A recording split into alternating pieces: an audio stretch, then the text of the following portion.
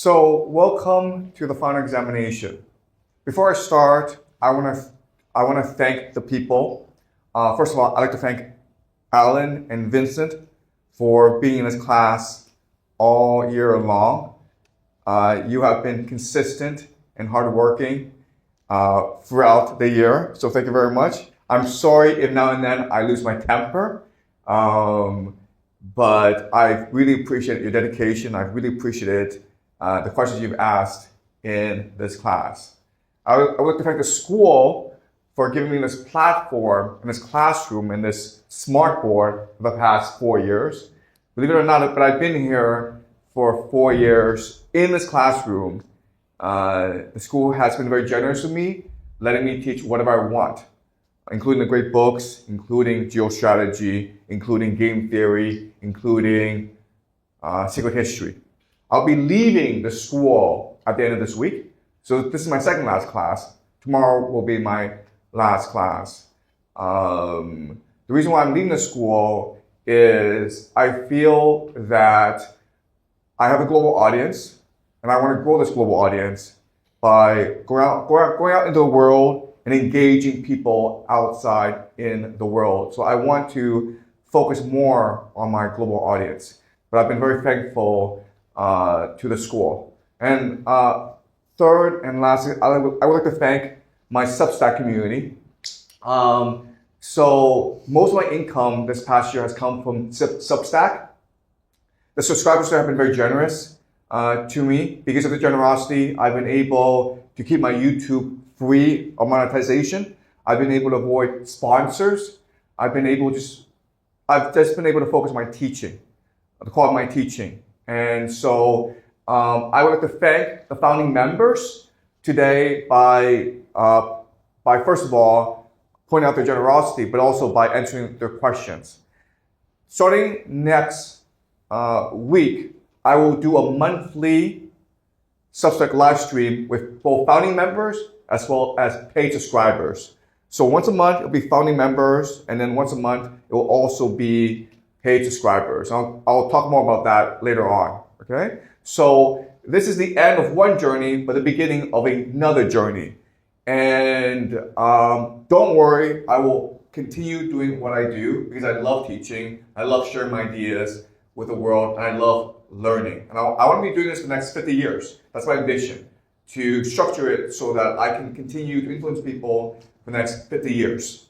All right, so let's start the final examination.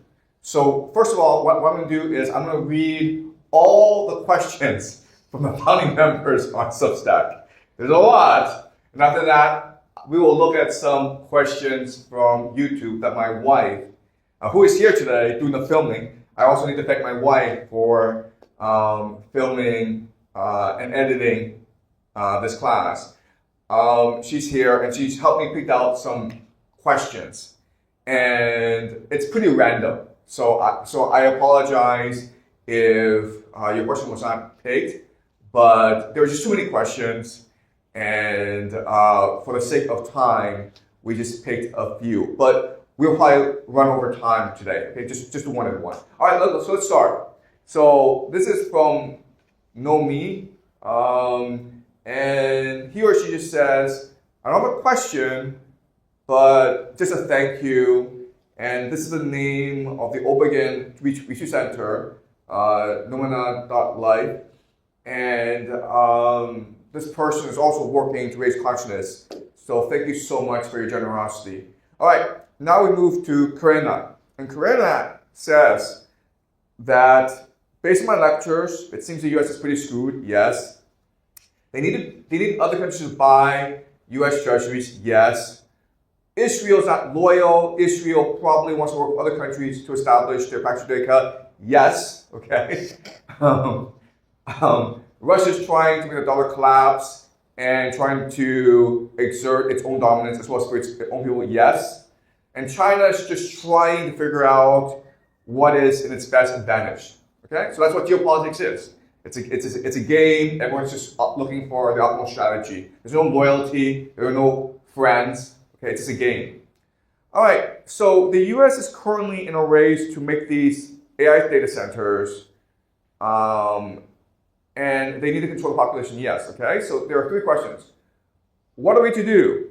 I understand we should build communities, but what does this look like? Pretty much anyone who has US dollars would be in a world of hurt. I mean, how would we buy food? What do you think our world will look like? Okay, so it's hard for you to predict what the world will look like because it hasn't happened yet. All right? It's important to have game theory in mind because it gives you the overstructure of the world. But it's also important to remember that we create the world that we want. All right? So let's just say tomorrow there's no more electricity.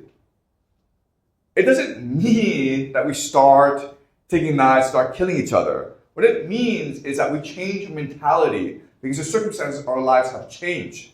So we start caring about each other more. So what happens is, maybe before in your apartment complex, you didn't know your neighbor. The lights go all out. So what you do is you open the door and you go meet your neighbors and say, hey, let's figure this out. Okay? So the thing to keep in mind is that fundamentally, we humans are extremely creative and extremely resilient. And the spark in us hasn't been activated yet. But in the circumstances that require us, we will become creative. And this has been true consistently throughout human history. So what we need to do is recognize that what makes us who we are our creativity, our resilience, our empathy, our imagination. This is who we are really. And the idea that we are economic machines or economic tools, and all we care about is buying stuff and making money, that's just an indoctrination that we have to suffer in recent history. Okay? So what's really important to keep in mind is that our greatest power is our imagination. So what we should be doing is working hard to build our imagination. And that just means learning. Learning through books, but also learning by listening to other people, experiencing viewpoints that are different from yours, and by experiencing things in the world. Okay? For example, traveling more, or doing things that are beyond your comfort zone. All right. Who do you believe would rise to the next global power, and how do you believe they would garner trust around the world after such an epic fall from the US dollar? Would be money backed by gold and other resources again? So I've talked about this before, but the US dollar as a global reserve currency, it's a historical accident. And it's never happened before in human history. And quite honestly, it probably will never happen again in human history. So once the US dollar falls, it does not mean that the global economy collapses. It just means that global reserve currency will probably transform into a basket of currencies, which includes US dollar, which includes gold, which probably would include British pounds, Swiss francs, a basket of currencies, right? So people will continue to trade, but it will not be as convenient as before, okay? So, and this is a process that doesn't happen like now, or tomorrow. It will take many years, many decades for this process to play out. Is there any way to get out of the Ponzi scheme once you're in it? This is a really good question. The answer is that the Ponzi scheme has to collapse before you can get out of it. And basically, the Ponzi scheme collapses when the US dollar, when the US government defaults on its debt. Okay? That's what a Ponzi scheme collapse looks like. And at that point, the US dollar is basically worth very little or almost nothing. It's going to happen one day. It's a question of like when. All right? And it may sound painful, but again, we humans are extremely resilient. Just because there's more electricity, just because we can't drive our cars, just because we can't buy anything, does not mean we'll starve to death. We'll figure out a way to survive, okay? So let me give you an example where I take 100 people from different countries. For whatever reason, I transport you all to a desert island. Okay? It doesn't mean that you'll just fight each other because you're from different cultures. It won't mean that you'll starve to death because you don't speak the same language. What it'll mean is that somehow, some way, the 100 of you will create a new language and instinctually, intuitively understand how to work together. You'll figure out that, you know what, I'm a good carpenter, so I'll go make wood. And another person like, well, I'm good at singing, so I'll make songs to entertain us at night. Okay? It will happen very organically, it will happen very fluidly, dynamically. And that's what makes us humans so creative, okay, or empathy for each other. We don't have to speak the same language, and we're still able to work together, right? So don't worry about the end of the world. It just means a new world comes into being, right? All right.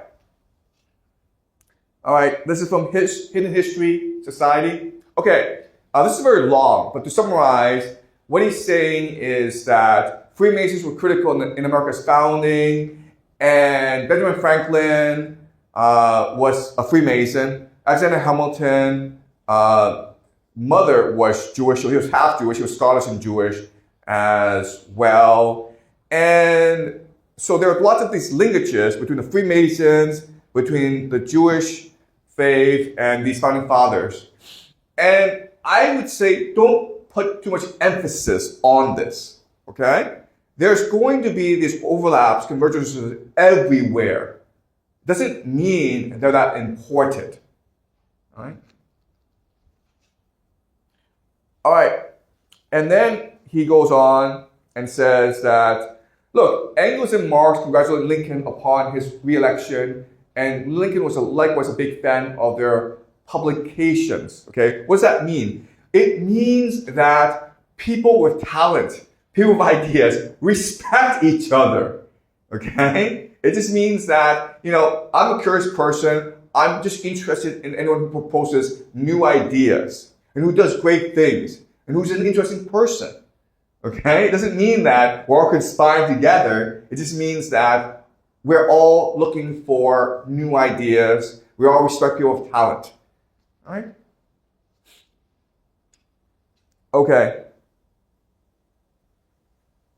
Basically, do you think these American leaders were English assets, and can you explain British capital shifting America from 1888 transatlantic period culminating to Bretton Woods and America taking over the empire after World War II? Okay, so this is a really good question, okay?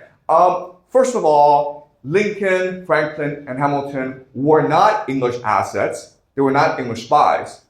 But did they have contacts in the British Empire? Of course, because Britain was the most powerful country at this time. So there's going to be a lot of overlap, okay? There's going to be a lot of shared affinities, a lot of shared interests.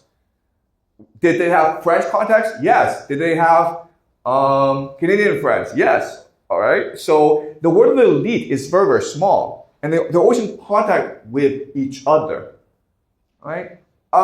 So it is true that British capital shifted to America after the Civil War, right? And this led to the founding of the Federal Reserve, which led to Bretton Woods.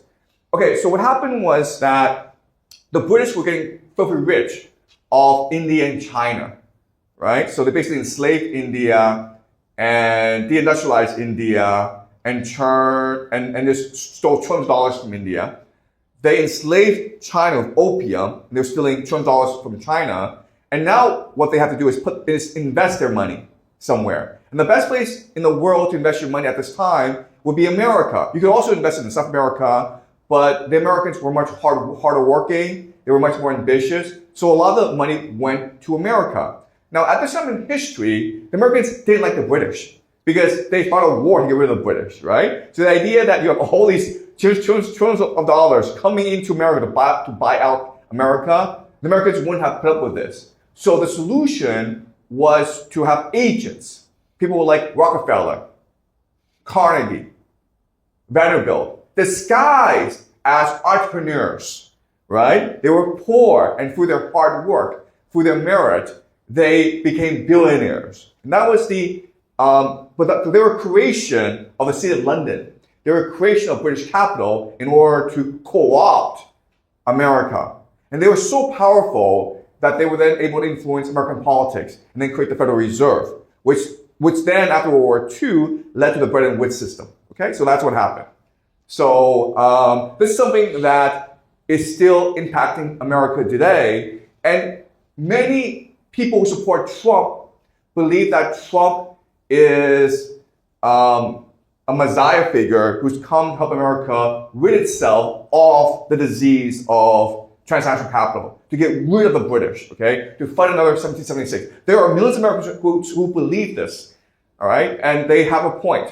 All right, from Zoran.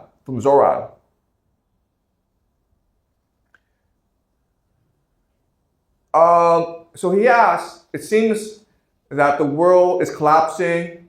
Is there a way out of this collapse? The world is a fat person, but is it possible for the fat person to maybe work out, lose weight, and become healthier? Is it possible we take this step? If we can imagine, if we use our imagination, is it possible for us to save ourselves before we kill ourselves? And this is a really good question. And first of all, I would say it's unlikely, okay? Because the reality is that, yes, in theory, we could change, but in reality, if you just look around the people around you, most people don't change, okay? I would say of all the nations in the world, the nation that is the most resilient, that is the most creative, that could change possibly, is America. So could America change? Possibly, but it would take tremendous leadership.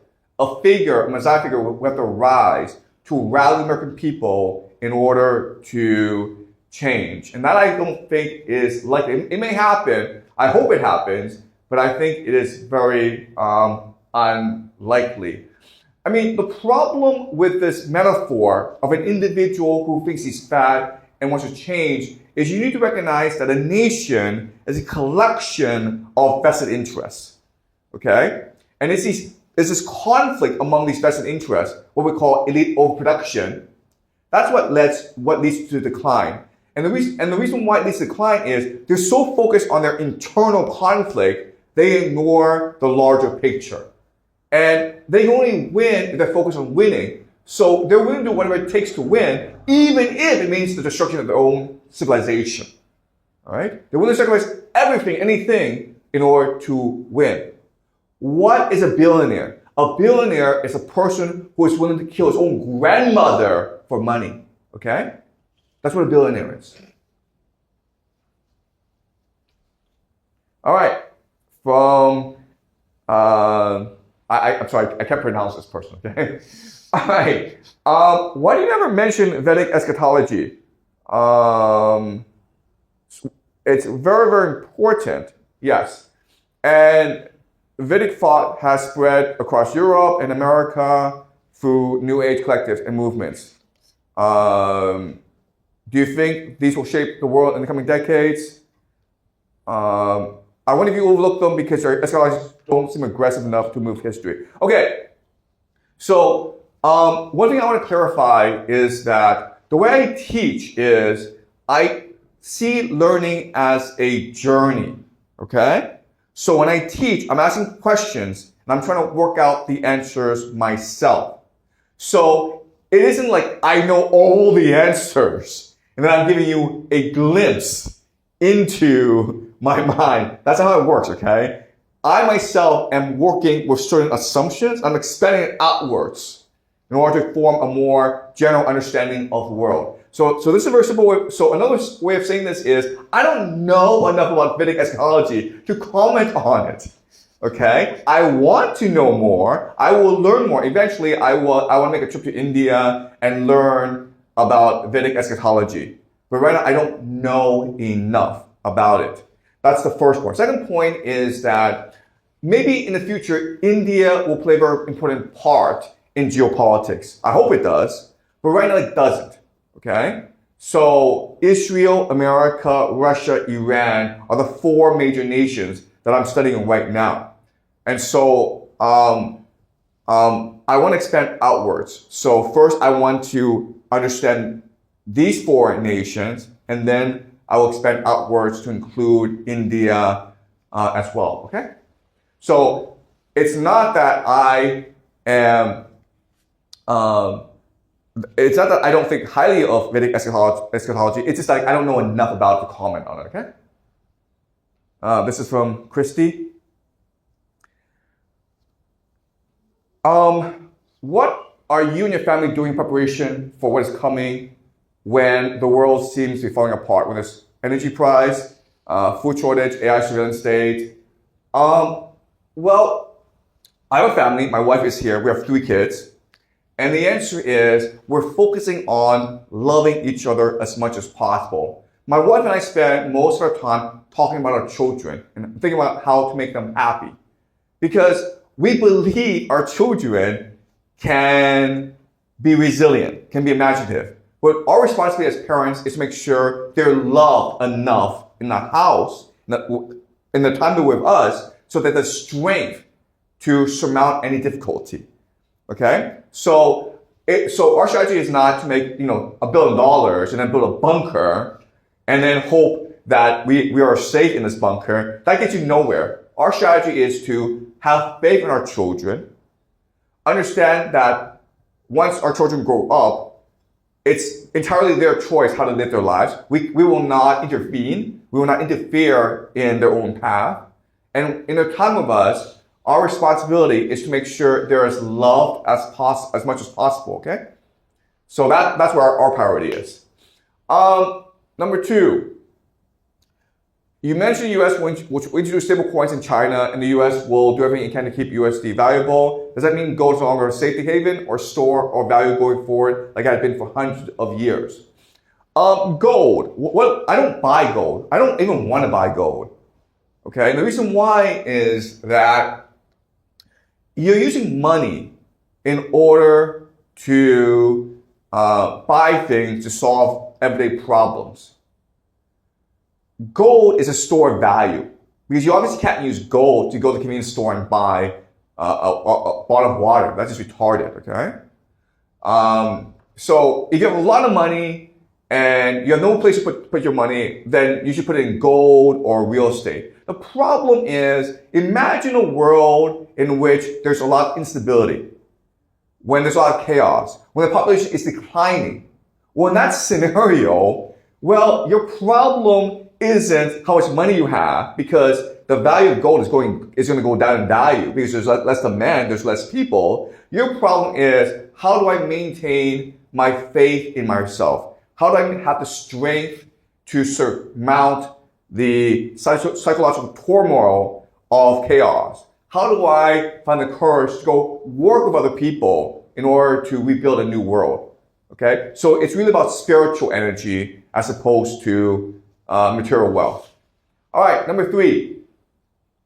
You will mention there'll be a depression after the fall of the petrodollar, but then you mentioned that U.S. will force China and other countries to purchase gas from the U.S. so that people will keep buying U.S. debt and rely on the U.S. dollar. Do you see an economic depression happening worldwide due to the downfall of U.S. dollar, or will this crisis be averted due to the U.S. forcing others to buy its gas? Yes, I did mention the United States has a strategy of forcing the entire world to buy its gas and its oil. I didn't say it was going to work. In fact, I probably said it was not going to work because when you do something like this, when you try to control the entire world and force it to do its bidding, it's basically blow up in your face, okay? So yes, in theory, if the United States forces the world to buy its oil, then the United States could maintain the petrodollar. The problem is that the United States is doing this not for the national interest. The United States is doing this in order to promote the interests of certain factions and interest groups within the American elite. Okay? This is a very important distinction. The people in charge don't care if there's an economic depression. And economic depression just means that you can buy things for really cheap. Okay? It also means that you can enforce an authoritarian state upon the nation because people will be desperate. So they're doing what they're doing in order to obtain more wealth and more money for themselves. Right? So Trump is doing what Trump is doing not to save America, but to help his friends. And once you understand that, then you understand just because they're going to do this, does that mean the United States will not collapse economically? They don't care if the United States collapses economically. Number 4, I'm from New Zealand, which is a country that's not been mentioned in your lectures, although all your charts seem to show that New Zealand will be quite badly affected by the Iran war. Do you see New Zealand joining NATO in the fight against Ukraine? I read news that billionaires are building bunkers in New Zealand. Does that mean we will be somewhat safe from future conflicts? What will New Zealand do? I'm just an everyday citizen wanting to do the best for my children here. Okay. New Zealand is an interesting, because New Zealand is very much like Canada and Australia. Okay, these 3 places. New Zealand, Australia, Canada. They're not nation states. They are resource colonies of the British Empire. Okay? Meaning that they're owned, literally owned by the British. So their resources, their wealth belongs to the British. And so what's happening in these countries right now is a corporate restructuring where the population is being replaced. All right? The populations there have become lazy, complacent. And so they're importing millions of new immigrants, primarily Indians, but also a lot of Chinese, a lot of Filipinos, to replace the population. Because in a time of economic decline, you need your colonies to perform better. All right? So I don't see New Zealand participating in any wars, but I do see New Zealand, the population being replaced by immigrants. Okay? And this will probably lead to a lot of civil conflict in these places. All right? From Demi. You mentioned how you used to live with your parents, play video games, and feel disconnected from the world. Was there particularly a book, philosophy, or work of art that inspired you towards the path you're on now? What concrete advice do you have for a younger man who feels aimless and nihilistic, who want to get back on a spiritually productive path? Okay, this is a really hard question for me to answer. Yes, it is true that in my late 20s, I was very depressed, and I felt that life was hopeless, and I feel as though you have to go through stages like this in your life. So it's not something to be avoided. It's something that you'll have to suffer through. And when you hit rock bottom, you instinctively or you intuitively understand that I need to move on in my life.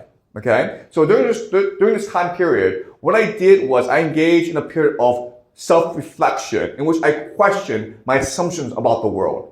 I went to Yale University, and after I went to Yale University, I thought the world was meritocratic. It was logical. That if you worked hard, if you have talent, then you succeed in life. And then after floundering through life in my 20s, I had many years where I became very depressed, and I just thought about my own life, and I recognized that I need to have a better understanding, a more nuanced understanding of how the world works. And this led me to the journey that has led me to today. Okay? So failure is not something to be ignored or avoided or to be feared. It's something to be embraced. Okay? Don't fear failure. If there's a work that has had the most influence on me these past 10, 20 years, it would be Dante, the Divine Comedy. Okay? But that's very hard to read. So in mid-June, I will teach a 2-week seminar, line by line, close reading of Dante's Divine Comedy. And what I'm hoping to do is inspire people to engage in their own self-reflection and to think much more deeply about their own purpose in this world, okay? And hopefully this will help people in the future. Hey, from Alex.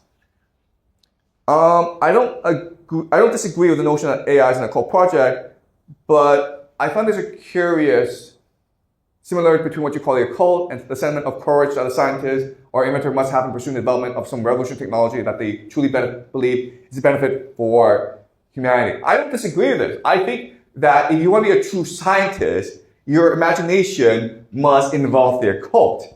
If you're a great scientist like Isaac Newton was, you're not interested in creating a patent or an invention that will make you $1 billion. You don't care about that. You want to know the mind of God. You want to change the world forever. That's what leads to tremendous inspiration and imagination. In your lecture on the Holy Empire of AI, you interpreted the quote from Peter Thiel's 0 to 1 as an invitation to start a secret society and to access the occult as a way to dominate the world. I don't necessarily disagree with your interpretation. However, I find a similarity between the passage you quote from Theo and another book called The Hero with 1,000 Faces by Joseph Campbell. Exactly. So all these heroic figures in history, they all have similar characteristics. They all believe that they are on a mission, a secret mission from God, and they must create a movement around them in order to advance humanity. Yes. Okay.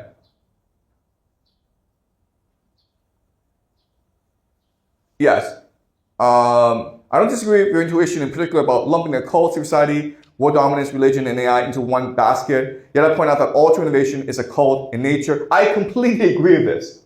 You have to understand a cult if you want to be innovative. That's why I teach it. And the cult is agnostic to whether your intention is to access it for the benefit of mankind or to access it with the intention or dominate the world. Exactly. So when I teach starting, I teach people like, God has given us free will. Free will means you can do good, you can do evil. He doesn't care, okay? Doesn't matter. For everyone, and it just happens that the most visible tech voices seem bent on using technology to dominate the world. This is exactly correct, okay? So people who are truly innovative, there's a diversity among them. But the people who will succeed are those who are most aligned with power and control. Okay? So if you love making money, then guess what? You'll be successful. But if you want to help humanity, guess what? You won't be successful. Okay? So there's almost like a direction to history. If you follow that direction, you almost like a right away to power. So people who actually agree, like, Mark Zuckerberg, Steve Jobs, Larry Ellison, they'll be much more successful than people like me, who's much more interested in educating people. Okay? And that's the reality of the world we live in. But the thing to remember is that God wants it this way. Because only by giving us complete free will can we be truly imaginative. All right? And I could be doing what I'm doing unless there are evil people like Mark Zuckerberg doing what he's doing. All right? So what's important is the free will. All right, so Alan, can you help me read this, please? Okay. A question from a 21U American male. Do you believe an American draft is still coming, Professor Jiang? Many young American men follow you, and those who are willing to take drastic action are left wondering what direction to go. If a draft is still coming, is it worth fleeing the US this summer? Do you have any general edition advice for young men? Thank you. Okay, first of all, I do believe the draft is coming. But not only that, but I believe that the draft is coming to many countries, including Canada, Australia, Europe. And you think that the purpose of a draft is to fight a war. But you think about it deeply, the purpose of a draft is to reorganize society in a certain way. So in America today, what do young men do? Well, they buy Bitcoin, they gamble online, they're on OnlyFans, they don't want to work because the pay is too low, and this is a disaster for the country. Young men go to college, and for 4 years they drink beer and watch football games. And they don't learn anything, right? So you have this huge social problem on your hands that young men aren't contributing effectively to your economy. So what you do is you engineer a financial crisis, like the Great Depression, so that you're forced to work because your parents have no more money. And then you have a national draft to teach you skills that you will need in order to contribute more effectively to the economy, okay? So a draft doesn't necessarily mean that you go to war. A draft just means that you work for the government for like 5 to 10 years. And it's possible like they train you to be an engineer in the Navy. Believe it or not, but the best education you can possibly receive is often from the military because unlike schools, they're incentivized to actually teach you something useful, okay? And it's often for free. So a draft is something that they need in order to basically train young men to be effective contributors to the economy. And it's something that many countries will adopt as well. If you just let young men do whatever they want, they're just going to play video games, spend all their money on OnlyFans, and gamble everything on Bitcoin, okay? And they don't really know anything useful. So this is a huge problem, and that's why they need a national draft to fix this problem. So should you run away if there's a draft? I already told you there's no place to run to, okay? Either you go to a nation with a draft, or you go to a nation which has even worse problems like famine, okay? So, I mean, what's important is to recognize that the world is changing. We're not gonna go back to the old world. Things are not gonna stay the same, and so you must embrace change, all right? A national draft means that if you're useful, they'll keep you alive. If you're not useful, they'll send you to Iran where you'll die. Okay? That's what it means. So make yourself useful. Read books. Learn skills. Work hard. Okay, that's my advice. I'm sorry to be so blunt, but that's just the world we live in, okay? All right. John Zach says thank you. Well, thank you, John Zach. All right. Can you read Miguel, Alan? Professor, what is your take on a Katten AI designed to bypass the false optimization minimum of human extinction? Instead of forcing a stereo piece, it would optimize for minimum conflict energy and maximize creative collaboration. By structurally limiting the harm capacity of non-empathetic actors, could such a framework successfully steer humanity's historical trajectory toward healthy, constructive competition without violating our autonomy? Yeah, this is a great point. It is possible for AI to do this. The question is, who's going to pay for this, right? If you're a billionaire, the reason why you invest in AI is to have more money, to extend your power and your wealth. And that means to control people better, right? So they're not going to create an AI system that means you don't need government anymore. Government's going to invest in this in order to have more control over people. Okay, so that's the issue that we face. And the reality is that AI is very expensive. You need trillion-dollar data centers in order to run AI effectively. Okay? All right, can you read, Alan?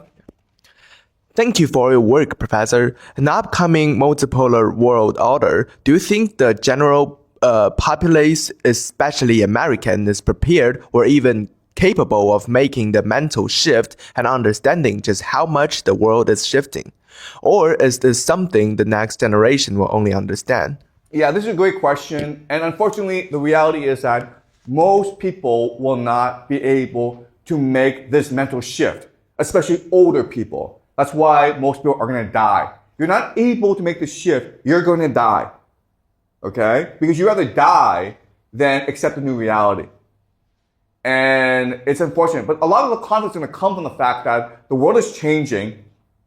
People in society need to make changes to adapt to this new world. For example, if there's energy shortages, that means we need to share more. There's enough energy to go around, guys, but it means you need to share more. It means you have to make personal sacrifices to make sure that your neighbor has enough to eat. And unfortunately, there's going to be a lot of people, especially baby boomers, who are millionaires. Now, I'm not saying that all baby boomers are millionaires, but I'm saying that baby boomers who are millionaires, they're extremely selfish. They're not going to want to make these changes. They're not going to want to pay more taxes or give up their $1 million mansions so that the world can be better. Okay? And we know this because if they were willing to do this, we wouldn't be in this mess in the first place. So a lot of the conflict is going to come from the fact that you have people in power who will be stubborn, who will be too old to change, and who will be violent in resisting change. Okay? All right. Keep on going.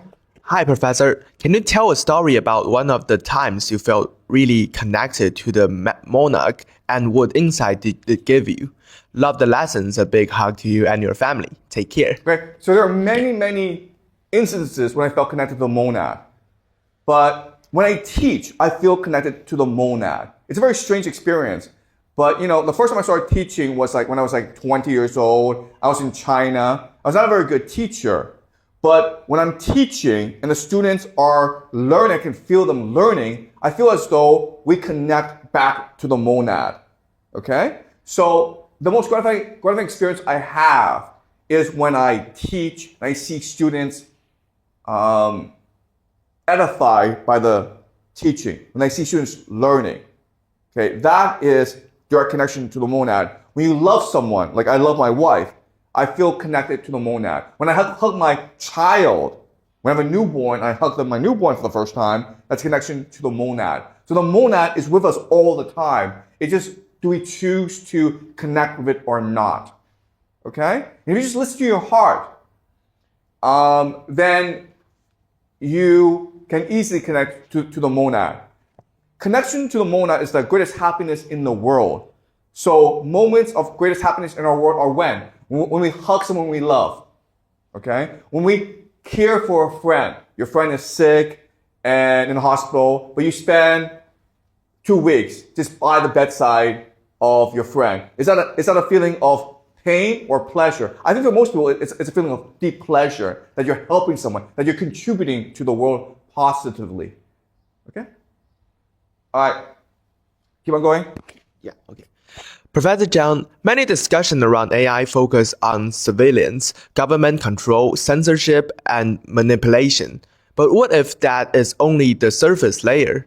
As AI, social media, algorithms, governments, collective emotions, and human consciousness began recursively interacting with one another, it feels like we are entering an era where reality itself becomes fragmented and amplified simultaneously.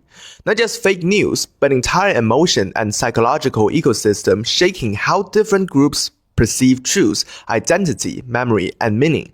In the future, do you think humanity risks losing a shared consensus reality altogether? And if so, what anchors human consciousness when billions of people are each interacting with different AI mirrors trained on different values, narratives, and emotions feedback loops? At that point, is AI merely a tool of civilization, or does it become part of civilization's evolving consciousness itself? Okay, so there's a very famous Canadian media theorist named Marshall McLuhan, and his famous saying is, the medium is the message. And the idea here is that the medium itself, whether it's radio or television or the internet, it shapes the way you perceive yourself and the world. So you look at ChatGPT. In theory, ChatGPT is supposed to enhance your imagination because ChatGPT is able to reduce the grunt work, right? It's able to provide you a lot of information and then you're able to build on top of this information. But in reality, what happens is that people become reliant on ChatGPT and you lose your imagination, okay? ChatGPT is not going to make you smarter, it makes you dumber. So why is that? And the answer is the monad. What makes you smart, what gives you your creativity, is your constant connection to the monad. So if you shift your focus from technology and away from your intuition, then you're going to lose. Okay?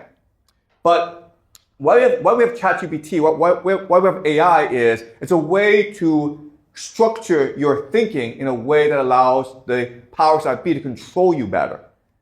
All right?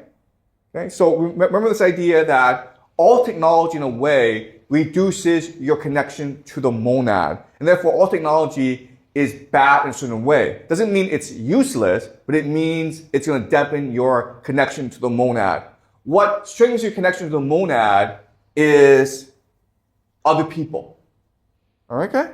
And yourself. So if you really want to be creative, you really want to explore and understand humanity, take long walks in the park. Talk to strangers.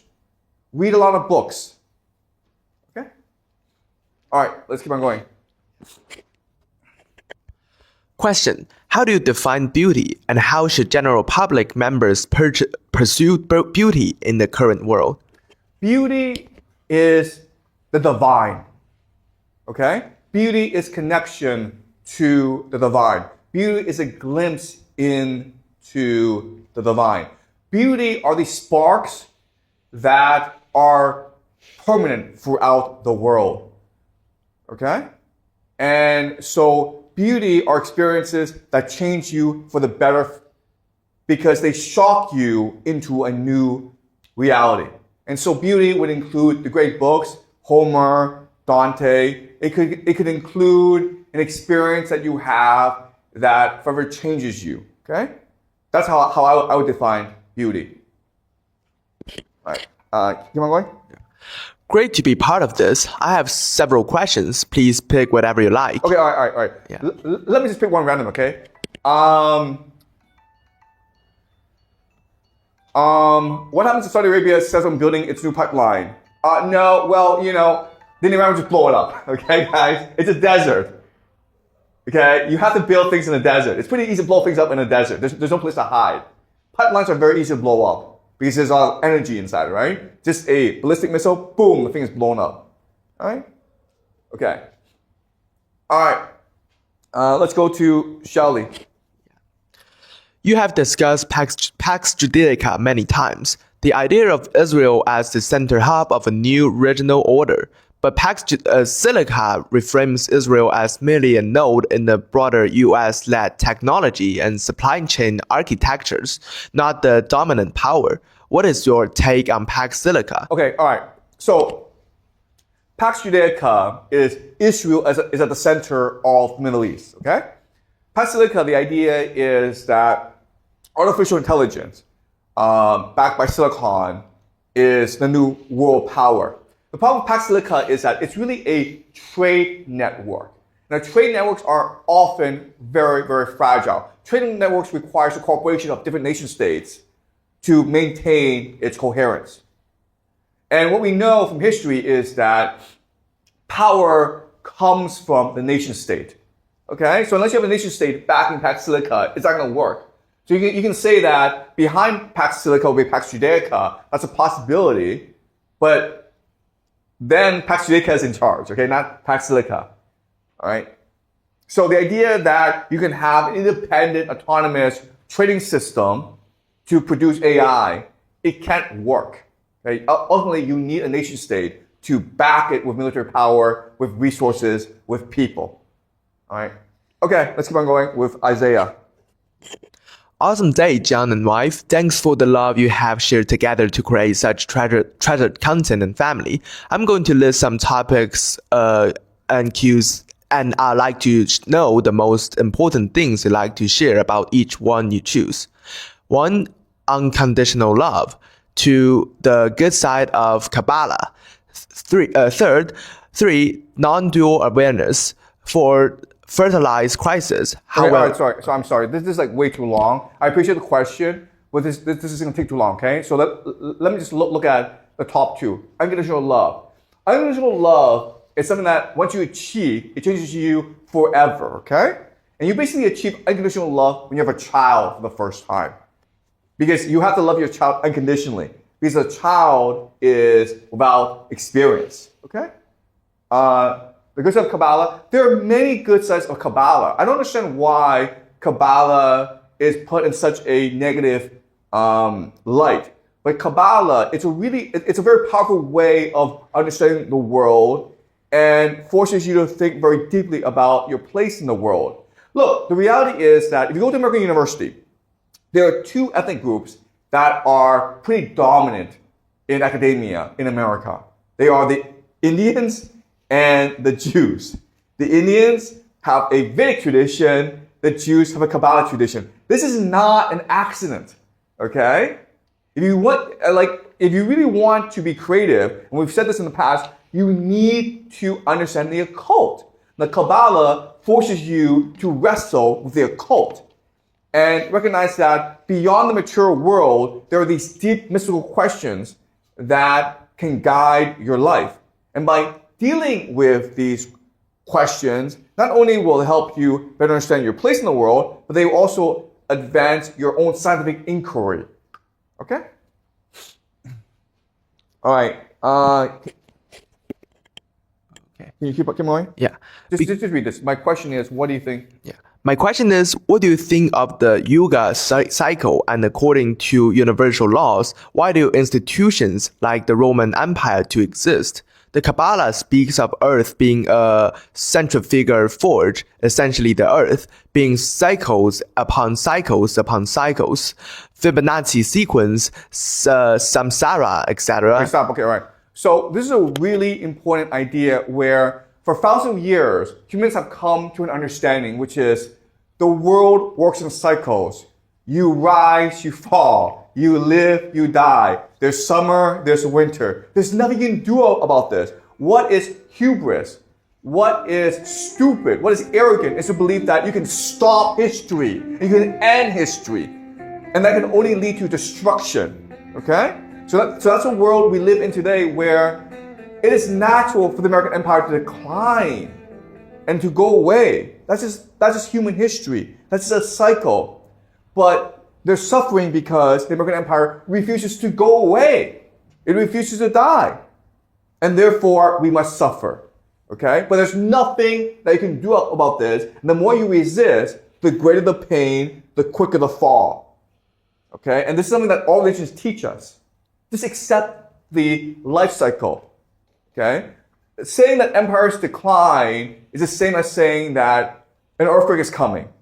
Okay? Can you stop an earthquake coming? No. You just have to prepare for it. An empire decline, same thing. It's just a natural cycle. Okay? All right. This is from Sarah. Yeah. They noted I'm very interested in the live streams. I hope it is the basics for the school you would like to build up. I'm gonna be present thinking of good question for the last class. Thank you. Great. So yeah, exactly. I'm very excited about our first live stream, which is scheduled for next Sunday at 9 a.m. in Beijing time. That'll be like 9 p.m. in New York on the East Coast. I understand that there'll be many people around the world who will not be able to participate in the live stream, especially people from Europe.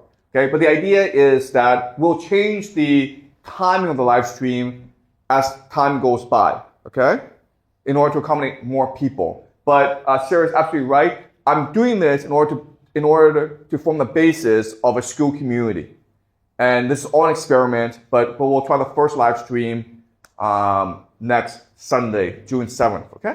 So I'll send a note to all founding members that we'll be doing this live stream as an experiment. And then after June 7th, a week later, I'll do a live stream for all paid subscribers on Substack. All live streams will be eventually uploaded to my YouTube channel, so no one will miss the content. But during the live stream, only founding members or paid subscribers will be able to participate. Okay? All right, keep on going. Hello, Professor. I want to begin by saying your lectures have given me an Sorry, can you just go to the question? Okay. My question focuses on the takeaway from Danton's Divine Comedy and the great books, specifically the argument that we can only move closer to the divine, unlock our imagination, and find the motivation to achieve greatness by directing our love toward another human soul. How does this framework account for individuals who find this exact same spiritual and creative awakening through non-human subjects? For example, consider someone who grew up isolated, without supportive parents or an interest in romance, but who form a deep, profound attachment to colors, sounds, or concepts. If their intense love for painting, music, sports, or technology provides the exact same drive and beautiful imagination, can that abstract devotion serves as an equivalent path to the source? Are they not adding to the imagination of the universe and expanding it as well? Okay, this is a really good point. Yes, it is true that in Divine Comedy, I say that the way to activate our love, our connection to the monad, is by connecting with another person, by loving that person unconditionally, like a child or a mother or a partner. But what if you are, for a reason, alone in the world, and you are nonverbal? You express yourself through colors, and you can still connect to the monad. The monad is still in you, okay? And you're right. There are lots of people who are like that, like Vincent van Gogh, who produce tremendous artwork. Okay, so the point is that anyone and everyone can produce great beauty in the world because of our connection to the monad. The question is, as a society, how tolerant, how generous, how loving are we? Okay? And the more generous, the more tolerant, the more loving we are as a society, the greater our creativity. And so the example I use would be autistic children in schools. I have researched autistic children. they're not that different from you and me. They just have limited emotional regulation, meaning like they make noises in class. But teachers don't accept that. It's like, no, if you're making noises in class, then you are a problem. Therefore, you should be on medication. Okay? So that's the society that we live in today, which is extremely intolerant, which is extremely selfish, very individualistic. And so if we're truly to love every child, then we need to transform our society that is much more loving and generous. Okay? All right. Keep on going. Which part? Okay. Professor, thank you for everything you have done and what you continue to do. In your lecture, Trump World Order, you discuss a potential grand plan being carried out by Trump. From my understanding, you believe that the failures of the US in the Middle East may ultimately lead to a decline of the US empire globally, but the rise of the American nation in this scenario, US will be forced to retreat and return focus on the Americans where there is an abundance of natural resources. Being forced to retreat, the American global empire is hurt significantly, but it may be better for the actual citizens of America. By focusing internally, America will stop overextending itself abroad, which will actually help the country. Do you truly believe this is Trump playing 4D chess, or is this just a lucky result where America basically stumbles into success in the Americans? Is there an unknown party behind Trump that is driving him to make these decisions? Okay, Trump is not playing 4D chess, okay? Trump is stupid. He's playing 4D chess in American politics where he's trying to get a third term, okay? That's what he wants.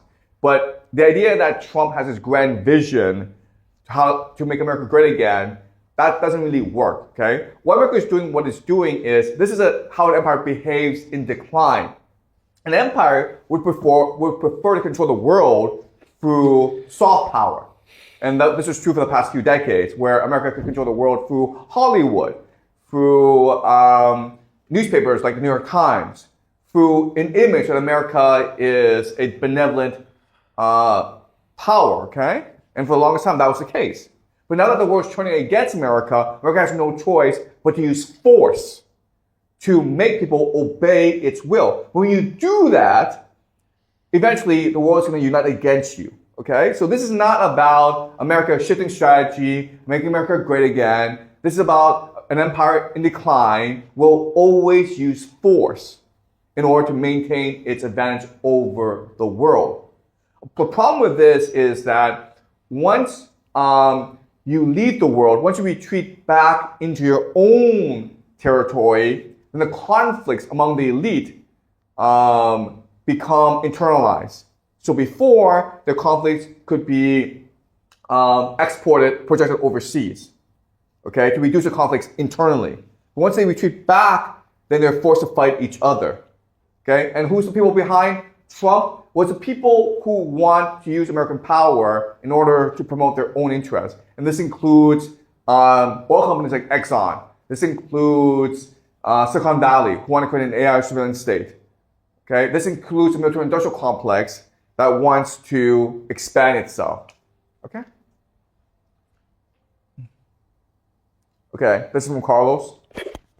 A lot of conceptions that I hear in your classes about social economics and materialism remind me of Karl Popper's thoughts. Do you know his writings? Are you inspired by him in some way? Do you think China was some way able to surpass its elite corporations of the Western model and achieve some fair wealth distribution and energetic transition? Is China's elite also ruled by secret societies? Okay, so China's elite is not ruled by secret society, it's ruled by certain families. Okay, this is very different because families don't have eschatologies, they have bloodlines. Secret societies do have eschatologies, meaning there's less energy in China. China's just interested in maintaining the status quo, where secret societies are interested in achieving certain eschatologies, okay? Will China be able to surpass its elite cooperation of the Western model? Achieve some fair wealth distribution and energy transition? No, okay? No. China is on decline. And this is something that cannot be averted. Listen, I personally think that China is a historical accident. Okay, there are many things about China that should have been destroyed a long time ago. But because China has been historically isolated from the rest of the world, China has been in East Asia, protected by the sea, the mountains, the Great Wall. It really was not in competition with the rest of the world. Okay, so I'm not very that optimistic about China. Okay, Mark? Dear Professor, thank you for your lectures. They have shaped the way I think and approach new things I learn. I recently wrote an essay on Serbia that develops a model I believe may resonate with some of the themes you teach. If you happen to have the time to read it, I would be honored to hear your thoughts, especially on whether the framework feels coherent and useful. Okay, so this is from Mark, and I did read the essay. Okay, and the essay is about how Serbia can try to navigate, negotiate, and balance the different powers that surround it, including Russia, including Europe. And it's a very interesting point. The point I will make is that if you really want to know how resilient a society is, don't worry about how carefully it navigates diplomacy, okay? Just ask yourself 3 questions. Is this society energetic? Meaning, do people in the society work hard? Do they take work seriously? Second is this society open-minded? Meaning, is it willing to learn from its mistakes? Is it willing to be humble and innovative? The third question is it cohesive? Meaning that there's a coherent ethnic identity that binds people together and makes them want to sacrifice themselves for each other, okay? If Serbia has answered these 3 questions, then Serbia, no matter what it does, will have a good future. Okay? I don't know enough about Serbia to comment, but those are the 3 questions you want to ask. And everything else is not really that important. All right, this is from Wild Enkidu. Why are people obsessed with games? Why are games such a useful framework for understanding ourselves and our world? Can a game still be considered a game if it has no limitations, only players and incentives? Yeah, this is a really interesting question. So I use game theory as a way to frame human behavior, okay? But it doesn't necessarily mean that people are themselves using game theory. Game theory just helps me make certain predictions about the world. Okay, that's my first point. My second point is that games is a way for us to socialize with each other. Okay, and I don't know what it is, but we live in a world in which status really matters. But this has not always been historically true. So you go back, a few thousand years when most of the world was actually matriarchal. Okay, and that was not a game-based society. Matriarchal societies tend to be very cooperative, and it really is about balance and harmony, making sure everyone gets along. Now that we move to a patriarchy, and where status is zero-sum game, then you're forced to play games in order to achieve status, okay? So games aren't the natural state of humanity. They're a natural state of humanity for now, but not in the past, and maybe not in the future, okay? All right, this is from Adil. Professor Jiang, thank you again for your Zarathustra lecture and your broader work on civilizational strategy. One thing I appreciate about your analysis is that you take seriously the psychological and historical stories societies tell about themselves, not just economics or military capacity. Lately, I've been wondering whether a lot of modern geopolitics is really about preserving civilization meaning and legitimacy. Americans still depend on the story about liberalism, freedom, and historical progress. China depends on the idea of national rejuvenation after humiliation. Russia sees itself as a civilization with a spiritual and historical mission distinct from the West. Iran draws on Kabbalah, martyrdom, Shia, and older Persian memory through the Right. Let's just skip to the last point, okay? Okay. So my question is, how do you think civilizations can tell when their founding narratives are still helping them remain coherent and reality-oriented versus when those same narratives begin insulating them from reality and pushing them towards self-deception? Okay, So I think that the best civilizations, the strongest civilizations, are those that have stories that are universal, that they're able to connect with other cultures, that they're able to transcend time and space. And that's why these four particular civilizations, America, Russia, Iran, and Israel, are so powerful because their stories resonate across time and across space. America is one fundamentally based on the individual, freedom of the individual to pursue his or her ambition, right? Russia is about community, tradition, orthodoxy. Iran is about sacrifice, about eschatology. Israel is about covenant, about history. And these themes resonate throughout time and space. And that's why right now we're seeing a conflict among these four different traditions to see who will win. It's not really clear to me which story will ultimately triumph, okay? All right. Francisco. Okay. Hello, Professor. A fundamental... Wait, sorry. You know what? Okay, so the question is there a fine line between stories that unite and stories that maybe blind you from the larger reality? And I know this is going to be strange, okay? But my intuition tells me like the more cohesive the story is, the more it's able to transcend time and space. Okay? And that's why, and this is really interesting, is let's just say the entire world is destroyed tomorrow. 10,000 years from now, humanity rebuilds itself. Guess what, guys? You have the same narrative, the same stories, the same conflict between freedom and tradition, between history and the future. Okay? This is what humanity is fundamentally about. We're trying to work out the stories that we tell ourselves. Okay?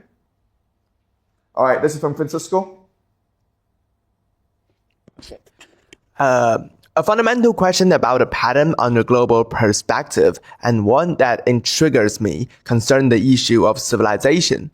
From other videos of the past about history, from the evolution of humankind and the tragedy of writing, to the patriarchal shift and suggestions that the Indo-European victory brought about, as well as the expansion... Okay, can you just read the question? Yeah. Given this, in your opinion, what are the benefits of civilization and empire, or are they inherently evil and anti-human? Okay, stop. Okay, all right. Okay. So a major problem with how history is taught, how we think about the world is we apply labels to things, okay? Like good, bad, beneficial, not beneficial. That's not how history works, okay? History works in cycles, rise, fall, up, down, civilization, and then barbarity, okay? There's something good or bad about these things. If there's an earthquake, we don't say it's bad, is it good? There's a storm, is it good or bad? It's just part of the world we live in. So stop assigning values and labels to these things, except that there's a pattern to these things. And our role, our purpose in this world is to navigate these patterns to seek our own individual meaning in this world. Okay? The world could collapse tomorrow. That does not absolve your responsibility to be a good teacher, to be a good parent, to be a good neighbor. Okay, focus on what you can do individually and don't give labels to these things. Is America good or bad? America is just America. Is Russia good or bad? It's just Russia. Okay? Just keep that in mind. Okay, this is from Humanan. Isn't there a possibility that there are more nation-states with culture and popular cohesion that can effectively combat the international capital elites that we imagine? For instance, Iran is an extreme case of the resilience, but recently Spanish Prime Minister and South Korean President have been vocally criticizing Israel's anti-humanitarian actions, assuming that is this is the case, do you see your predictions more or less unchanged, or do you think they need to be corrected to be less extreme? This is a great point, okay? Yes, I do oversimplify like my analysis. The world is extremely complex. There's like a million data points you can choose from. I choose from like a few, okay? And you're exactly right in that I need to consider more factors, more possibilities, and more data points. And I will in the future. It's just like what's really important for me is to first build a framework, the skeleton, and then work from there, okay? And that's why I do what I do. Because you always want to start with a framework, because the framework allows you to make better observations. Don't be too concerned about being factual. And this is an argument I'm going to have with a lot of people where, you know, like, I'm so obsessed with making predictions that I'm not very factual. Well, what's important is to first build the framework, okay, the skeleton, and then build from there. Whereas if you just focus on the facts, it doesn't really get you that many places, okay? So you're absolutely right that I need to consider more data points, and I need to make my arguments more nuanced and more subtle, and I will in the future. All right, this is from TXC. Yeah. Professor Jiang, your game theory approach consistency drives toward a coherent conclusion of U.S. decline, Chinese vindication, Iranian resilience. In the spirit of the brutal skepticism, you ask for what specific 12-month outcome, concrete and falsifiable, would prove your macro thesis of structural U.S. decline wrong? This is a great question. I want to thank you so much for this question. This is exactly the sort of question I'm looking for my audience, okay? Yes, because I'm always looking to invalidate my theory. So what could happen in the next 12 months that would destroy my predictions? Okay, all right. So the U.S. midterms is something that I can't really predict will happen. Okay, it's entirely possible the U.S. midterms will surprise me in a way that will have to change my predictions. I don't know how it will surprise me, but it's possible, okay?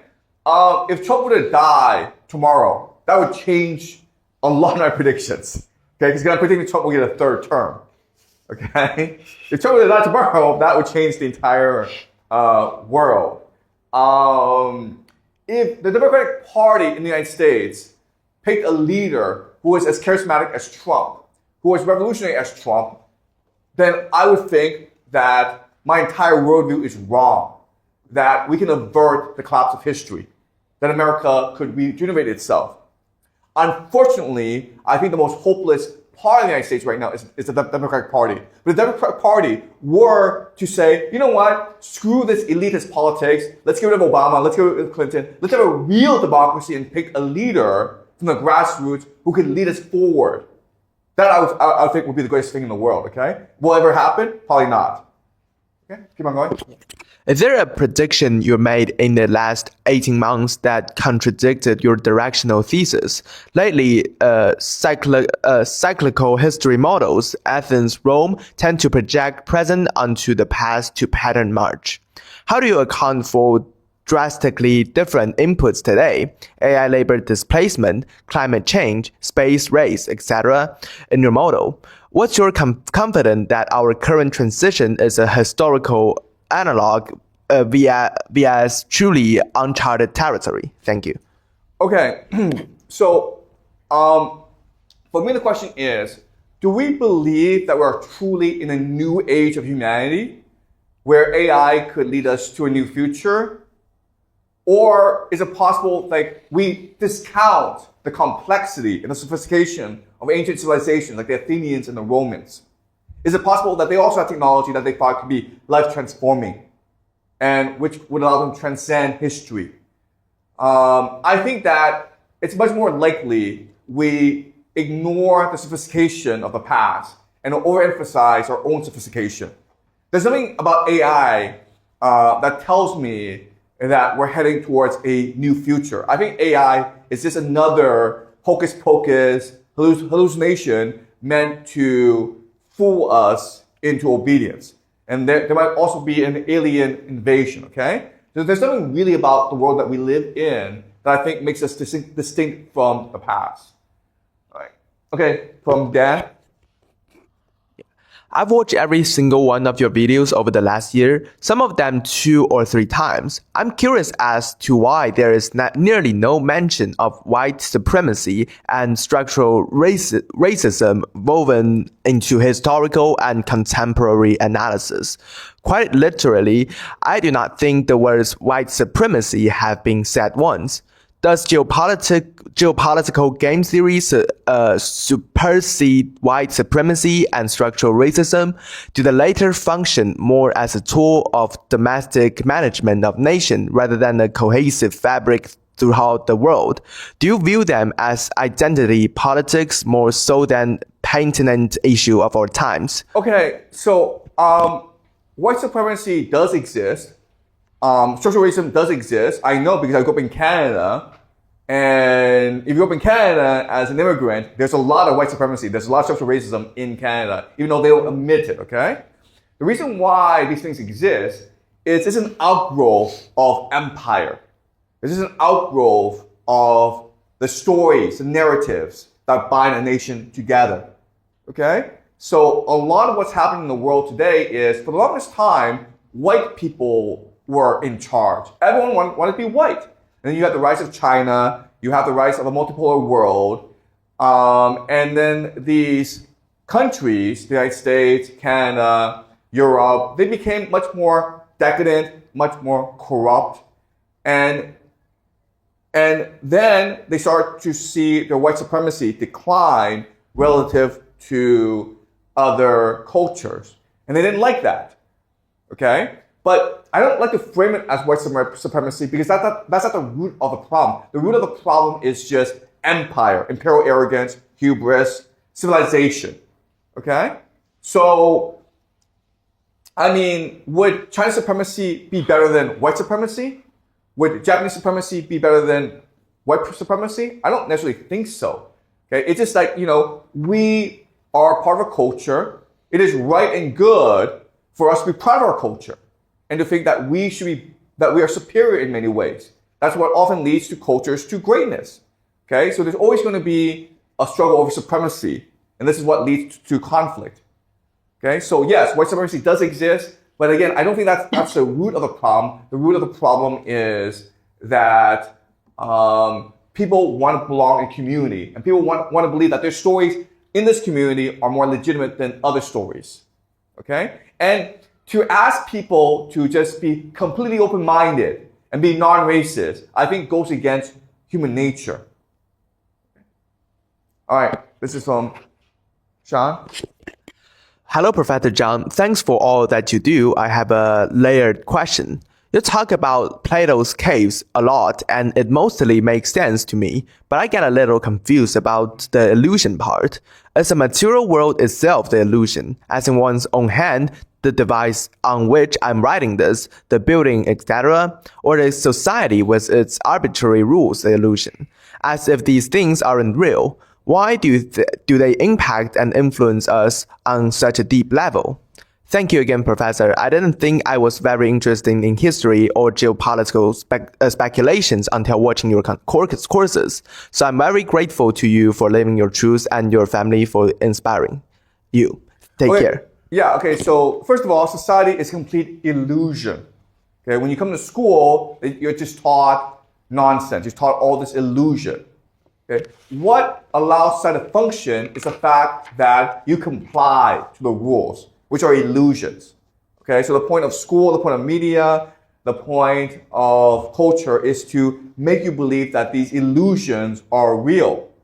And you want them to be real because if they're not real, then you can't really function in society. Okay, so that's pretty obvious to people. Okay, the social rules are just illusions, and we know they're illusions because once you recognize these illusions, they're illusions. These taboos are just illusions. It allows you to better navigate society. Okay, so last semester we talked about Francism, Jacob Frank, and that's what he teaches his followers. Look, everything around you is just an illusion. Okay? Do whatever you want. And once you are able to enforce your will on other people, you can achieve what you want because people are just surrounded by illusions. Okay? There's nothing real to what they believe in. So it's very easy for you to impose your own illusions on other people. Okay? But the deeper question is this mature world an illusion? And it is an illusion. What is real, and I keep on emphasizing this in this class, is that it's consciousness that is real. Our hands, our eyes, these are the illusion. But that's a very hard thing to appreciate, okay? That's why we have secret societies. That's why there's these mystery schools in ancient Greece, because to convince someone that your mind is more real than your hand, they think you're insane, okay? But once you're able to make this divine or mental leap, your entire world changes, okay? Now you're able to access truth, really. But the reality is that 99% of us will not be able to make this realization, okay? To discover for yourself that, oh my God, it's my consciousness that is real. But everything I see around me, this material world, these buildings, this money, this wealth, it's all just a fake, okay? All right? I've been able to do so, but it's hard, okay? This is from Lazar. Yeah. Hello, Professor Jiang, a new subscriber here. Looking forward to reading more of your geopolitical analysis. I wanted to ask, are you going to maybe cover the future of Europe and Balkans in one of your analysis? It is a region that was the most unstable in Europe, at least in recent history. When talking about the big players, you also mentioned how the smaller regions and sub-regions relate towards Russia, China, US, like South American, parts of African, smaller Asian countries, etc. Recently, China has been kind of using Balkans as an entry into Europe with their infrastructure investments. Right after Trump's and Putin's visit to China, President of Serbia also visited China and received a medal from Xi, and only 12 other leaders received. Also, the visit was on the headlines of Chinese media too. Okay, yeah, so exactly right. The Balkans has historically been one of the most important and volatile regions of the world. So the Middle East is probably the most volatile. But the Balkans are also very volatile for very similar reasons, okay? One reason is just the geographic necessity of the Balkans. It is an access point to many continents. Second is the religious conflict in the area. You have many different religious groups fighting for control over that area. And the third is the historical animosity built up over the centuries of conflict. So we can expect that the conflict between Russia and Europe will converge again in the Balkans. But I don't know enough about the area to comment specifically, okay? I was expecting a major conflict to rise in that region as a proxy war between Russia and Europe. But the specifics, I don't really want to discuss, okay?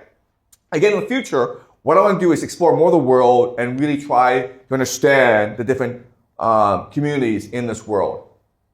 Okay. All right. Keep on going. Yeah. If Tucker Carlson left Fox over the 2020 election domination trial and you say Maduro was captured to testify that they helped rig the 2020 election, what did you and Tucker discuss off air after he got emotional? Thought on Larry Johnson and other CIA agents and boomer analyst criticism toward yourself. And I agree, your great books list is great, but more sources and any channels you recommend would be great. Seems you draw or are tapped into a similar vein as simulated Leviathan in regard to the links between Kabbalah, Hollywood, and AI. Thanks again, Professor. Love your work. Looking forward to seeing your next chapter. Best of luck. So I was on Tucker Carlson's show a couple months ago, and he got very emotional because I think that he is an American patriot. I've always admired and respected Tucker Carlson, even though politically we don't align, okay? He and I will disagree a lot on politics, but I admire the fact, and I respect the fact that he loves America, and he's fought very hard to protect what's best about America, especially its civilization, especially its culture. And he's been very consistent about this. Okay? And so for a few minutes, when the show ended, we discussed the fact that American culture is being erased. How the very essence of American civilization, what made America great, was really Christianity and European civilization. And because of DEI, because of immigration, a lot of this being eroded. And that's a very bad thing for America. And I agree with that.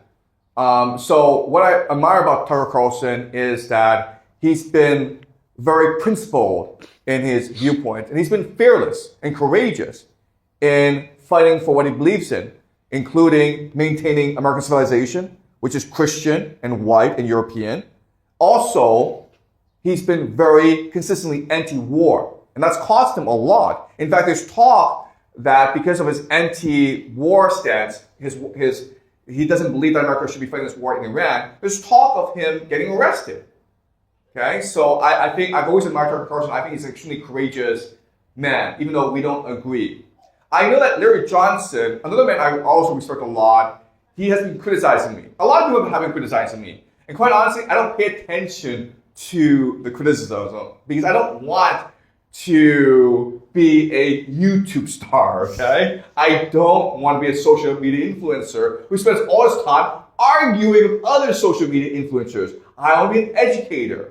I want to teach people how to think for themselves, okay? And that's why I don't involve myself in arguments with other people, okay? Larry Johnson is someone I admire a lot. I've watched a lot of his interviews. I agree with a lot of his sentiments. I don't know what he said about me. And quite honestly, I don't care. Okay, the fact that he doesn't like me, the fact that he criticizes me, doesn't really impact the way I perceive him. Because what I care about are opinions. Okay, what I care about is analysis, and I sort of like ignore the personalities behind that. Okay, all right,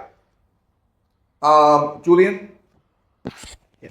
Thank you very much, Professor, for your lectures and for understanding our world, universe better. My question would be about your theories that secret societies don't understand that they do conspiracy theories in the game theory 26. The concept you use in that lecture I find very interesting. But more interesting would be when you add to this concept the fallen angels, reptiles, giants, dragon, lost Asian civilization, Tartaria, etc. All these conspiracy theories together to predict our universe. Look, okay, there's a lot of things I don't know, okay? I'm very interested in the idea of lost ancient civilizations. They must exist, okay? It doesn't make sense to me that, we only have like 10,000 years recorded human history, but we've been around for 200,000 years in our current state, okay? Our current minds, our current mental development. We've been around as modern humans for 200,000 years. So there must have been other civilizations in place. Okay, if you look at the Amazon, if you look at the Grand Canyon in America, if you look at Antarctica, there's reason to believe that there have been other civilizations before us. Okay, so I'm very interested in that. I'm very interested in the concept of fallen angels. The Nephilim. Okay, there might be some interdimensional reptiles who rule us. I'm open to these possibilities, but right now, I haven't found enough evidence to discuss them, okay? I'm very much on my own journey to discover the truth. And I'm open-minded about these things, okay? Can you keep on reading, Alan? Hi, Jiang. You said multiple times that Israel and Japan will dominate their region. Israel will achieve the Greater Israel Project, and Japan will rebirth from its ashes.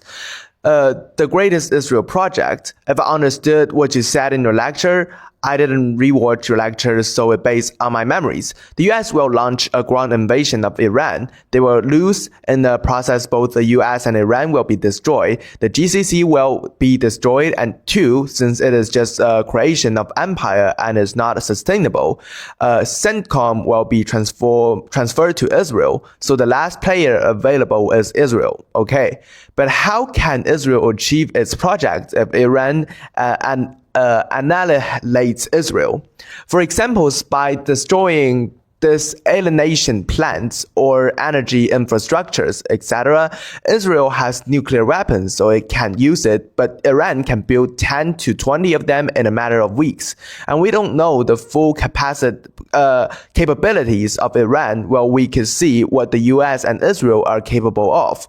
We can also add that Israel is energetic, as has high fertility rate, etc. But it doesn't really matter if the country is wrecked. So I'm perplexed about your take. Okay, I don't understand why Iran wants to destroy Israel. Iran wants to survive. Iran wants to remove the United States from the Middle East. Iran wants to unite the Muslim world. Those things make sense, but why would Iran want to destroy Israel? For what purpose? I don't understand that. Just because of animosity? That's not how geopolitics works, guys, okay? There has to be a very specific reason for why Iran want to destroy Israel. If you look at what's happening, Iran is directing most of its attention against the UAE. Why? Because the UAE, from the Iranian perspective, it is an abomination, okay? It is sacrilege, what the UAE is. It is demonic, okay? The Iranians hate the people in the UAE far more than they hate people in Israel, okay? And the Americans. So I don't understand why Iran would want to destroy Israel. Also, why would Israel want to use a nuclear weapon against Iran? For what purpose? Yes, I understand that if Israel were to nuke Iran, Iran could build nuclear weapons and then go nuke Israel. But why would Israel want to nuke Iran? Israel wants to weaken Iran, but why would it need to use nuclear weapons to weaken Iran? Wouldn't you be better off destroying reservoirs, railways, energy infrastructure? Okay? I don't understand what the purpose of a tactical nuclear weapon would be. Okay? Now, people have discussed the possibility of using a tactical nuclear weapon to destroy underground missile bases. Yes, but there are lots and lots of underground missile bases scattered throughout Iran. You don't have enough nuclear weapons to destroy these missile bases. Okay? So I don't understand the logic of this. I don't believe Iran cares about Israel enough to commit suicide. Okay? If you go against Israel, Israel will use nuclear weapons against you. Why would Iran want to cross that line if it means the destruction of the civilian population? Okay? And then Israel doesn't really need to destroy Iran. Israel needs to remove the United States from the equation and then deal with Iran at a later stage. Okay? It wants to weaken Iran to a point where Iran has to spend a lot of time rebuilding itself. And so my argument is that if a war between Iran and the United States reaches a point where the United States is forced to send millions of ground troops into Iran, it's going to destroy both places, both the United States and Iran. The only person left standing will be Israel at the end. Okay, that's my argument. I still maintain this belief. Okay, keep on going. 2. Japan as a most dominant force in Asia. In one of your lectures about South Korea, you said that the country will collapse because of its low fertility rate. But it is the same for Japan. The population is old and the youngs don't want to make children. The most dominant industrial power in the region is China. Okay, China is an hallucination with low fertility rate, obsessed with money, no Okay, I understand. Yeah. Okay, all right. So, when I make predictions, I look at several factors. One factor that I look really closely at is resilience. Okay? So, if things stay the same, yes, I understand China will dominate, Japan will decline. But the thing about history is that there's always change. There's always cycles. And if the world is heading towards disaster, which I think it is heading towards disaster, I ask myself, which nation states will be resilient in that the people will most likely stand together and make changes necessary in order to overcome this adversity. And historically, it's always been Japan. Okay, Japan in the 12th, 13th century was able to survive 2 Mongolian invasions. 19th century, when they were being invaded by the Western powers, they underwent the Meiji restoration and became an industrial power in about 20, 30 years' time. After World War II, when they were completely destroyed by the Americans, they came together, changed their political and industrial system. Before they had something called the Zabatsu system, which is basically monopolies, industrial monopolies. After World War II, they got rid of those things.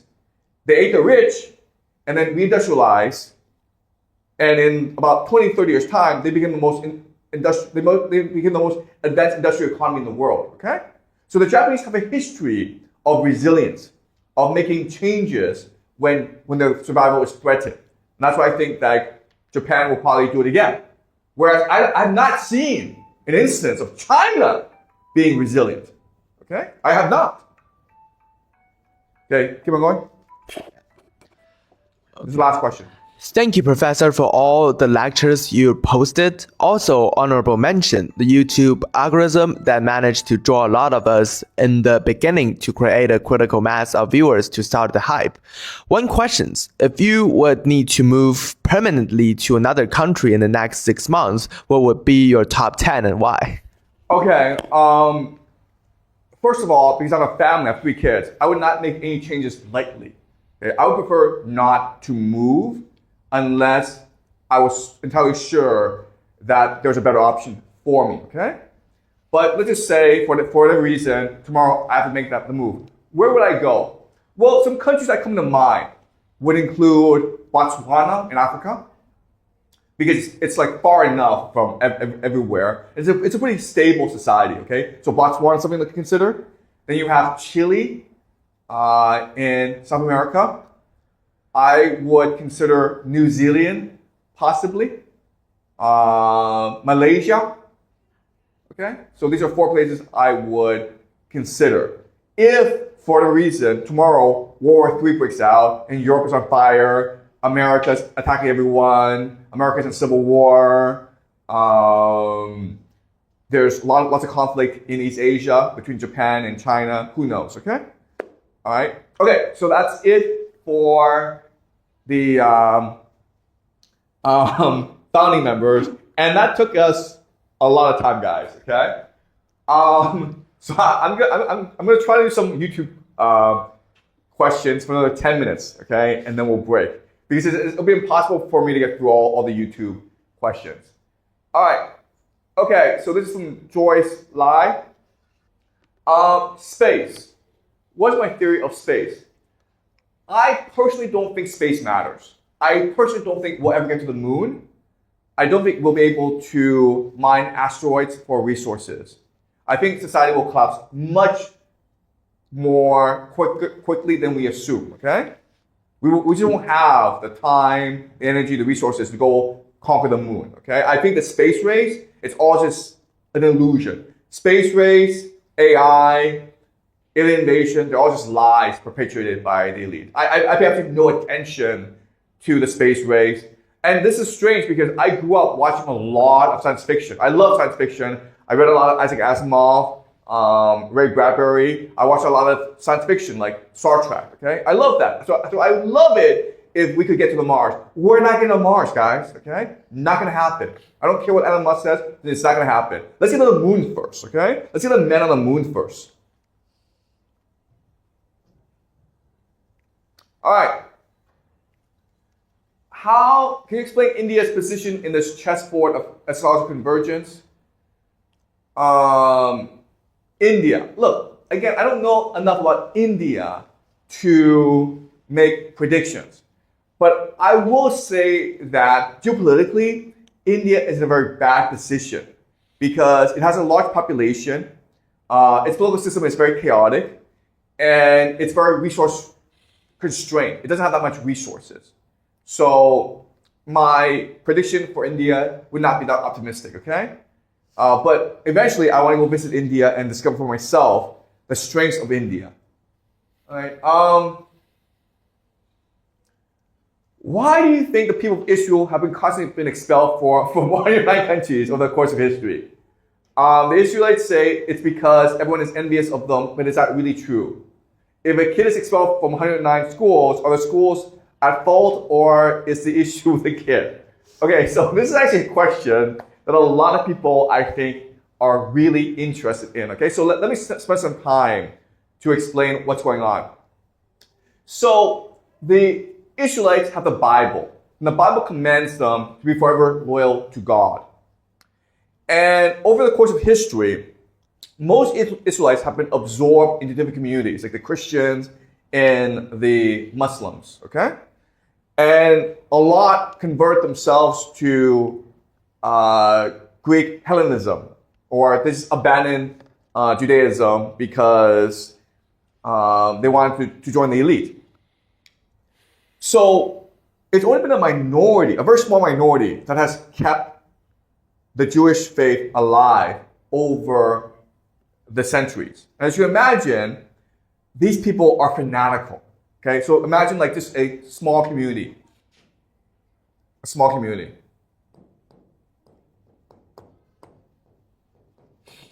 And so the main problem is like, how do you endure? Because their faith teaches them that what matters is their faith in God. They're the chosen people. How can they endure as a people?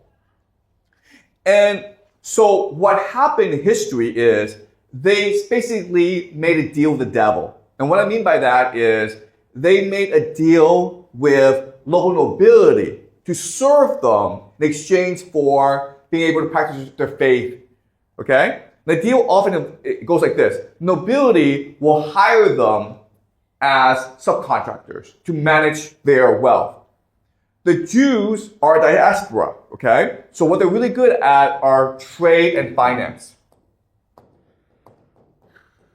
Also, throughout most of human history, nobility were not allowed to engage in usury. Okay? Why? Because usury led to often to the destruction of society. Okay? When you collect interest on debt, the debt often multiplies to an extent that no one can pay it off, which often leads to revolution. But the problem is that usury was the most profitable enterprise you can engage in, okay? So what the nobility did, which was very clever, is say, let's get the Jews to go do it, okay? So the Jews are not allowed to own property, go to school, but they're allowed to engage in usury, basically finance. Okay? So this was a deal that a lot of Jewish communities made with European nobility. As you can imagine, this is going to be a problem because when times are good, that's fine. But when times are bad, people are going to get angry. And who do they blame? They blame the Jews, right? Because it's not the nobility that's collecting debt from you. It's the Jews that are collecting debt from you. The Jews think they are the chosen people, so they set themselves apart from you. They live in their own communities. They practice their own religion. And they think they're better than you, okay? And this is going to lead to a lot of conflict. So again, when times are good, it's fine. But when times are bad, the Jews always get blamed. And again, history goes in cycles. And so whenever there's a bad time, the Jews get expelled from a certain location and they move elsewhere where they restart again. But they don't care because for them, their mission is to endure, to keep the faith. Okay? And over the centuries, they've learned certain strategies of how to endure. Okay? And a lot of this is basically segregation, where they keep themselves separate from other people, and they basically think that other people are dirty or whatever. Okay, I'm not saying all Jews, but like they have these traditions in place in order to endure. And a lot of these strategies tend to be very extreme. Okay? And unfortunately, we're seeing the same pattern emerge again in today's world, where anti-Semitism is now a very common thing around the Western world. Okay, not just because of what Israel is doing, but because of certain cultural practices of the Jews. Okay? That said, I have tremendous respect and admiration for the Jewish people because they are first and foremost intellectual people, people of the book, who've contributed many great ideas to human history. Okay? All right. Which branch of studies have a future in our modern world? What would you study if you were at the crossroads of life? Okay, one advice I give to people is ignore AI. Okay? If you want to become a computer programmer, if you want to go master AI to become a billionaire, you're going to be disappointed.